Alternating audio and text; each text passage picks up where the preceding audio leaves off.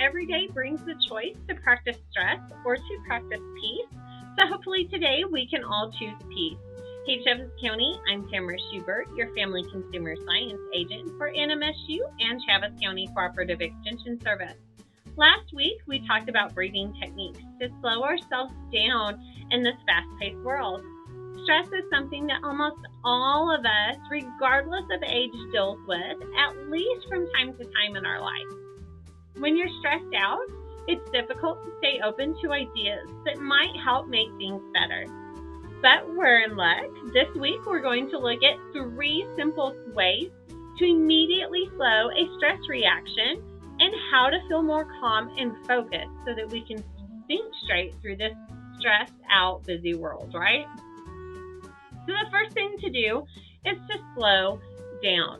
And I know that may sound simple or even silly to some people, but literally slow down. Whatever you're doing, whether it's walking, talking, typing, even driving, start doing it at a slower pace. So our brain and the way that our brain functions is amazing. And one of the things that they found is that our brain activity mimics what our body is doing. So if we move slower, then our mind starts to move slightly slower too. And the flurry of those stressed out thoughts that go around in our heads start to calm down. So as we slow down, as we talk slower, as we drive slower, as we do things slower, our brain slows down too, and it has time to process some of those thoughts. The other thing is that there's no mistake that a ball is round. Rounder objects handle stress better. So a ball bounces when you hit it around a wall or a floor, it bounces. So things that are round handle stress better. Fun fact, this was determined by airplane windows. So there was a whole study on it. It's awesome. It's really interesting to read. But round things handle stress better. So the key is to soften your body. As you go through your day, as you work, your body tends to stress and tense up. And you often don't necessarily notice it until the end of the day and you get home with those tight, achy shoulders, that stiff neck from a hard day of work. So take moments throughout the day to actively soften your body. Adjust the way that you sit or you're standing, move around a little bit more, stretch while you're at the office or in your chair. You can try a shoulder shrug. And we talked about breathing last week and doing the shoulder shrug method. So that's a great thing to do with your chair too. You can do it sitting or standing. Simply lift your shoulders up to your ears, squeezing them as hard as you can. You can feel it pull right below your shoulder blade. Hold it for 1 or 2 seconds and then roll them back down. And repeat it 8 to 10 times and then roll your shoulders forward and back. That stretches out those neck muscles, your back muscles. You can feel it down there. The other thing to do is while shoulder shrugs helps get the circulation going, you have an upper back move that will actually help stretch those shoulders through your shoulder blades and your shoulders. So seated or standing, stretch your arms out to the side and rotate your palms so that they're facing away from each other, and then cross over and press them together. You're going to contract your abs and you're going to slowly round like you're going over a ball. So you can feel this through your middle of your back. Hold it for 10 to 30 seconds.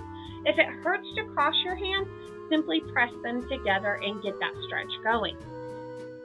The key is to pay attention to what your body is saying. Stretch and stretch often. For those that do office work, like myself most of the time, if I'm not out doing programming, I'm sitting at my office, I'm sitting at a desk working on a computer. For those that is their normal routine, every hour we should be up 5 to 10 minutes moving around, stretching our bodies, taking those breathing exercises so that we get a break and our body has a chance to soften and loosen that stress. The more that we soften our bodies, the better we will handle stress. But the key is to learn to roll with the punches, literally and figuratively, and soften that body out. One of the things that I love about wearing my Fitbit again is that it tells me every hour, hey, you haven't moved enough. Get up and move. The third tip is to be mindful of those very simple tasks. And it's any task that we do. One thing that we know about the way that our brain works is that when we focus on one thing at a time, we can't also think about all these other things that are worrying you. So try focusing on something simple, washing the dishes, walking more slowly, tuning in, and I mean really tuning in to the friend that's talking to you. Even just a few brief moments of focus will give your brain a break from everything else. So how often do we just get up, rush out the door, start the day without even thinking of what we're doing, how we're doing it? Being mindful of how we start our day is important, or mindful of any task that we do. So when we start our day, do we jump up and we just run and head to the next thing that we need to do? Or do we sit on the bed when we first wake up, take some deep cleansing breaths, think about what we want to do in our day and how we want our day to go? We set a goal to be happy, to make an impact on those around us. Stretch out your legs, stretch out your arms, stretch out your feet while you're doing that, and truly think about how you're starting your day. Think about the reasons that we do things instead of just going through the motions of doing them. It gives our brain a break, and it gives us something to focus on. So thank you for joining us this week. Pick a tip that works for you, whether it's breathing, whether it's stretching, slowing down. Find something that works for you this week and enjoy your week. Remember, take a moment, take a breath, and take time for self-care.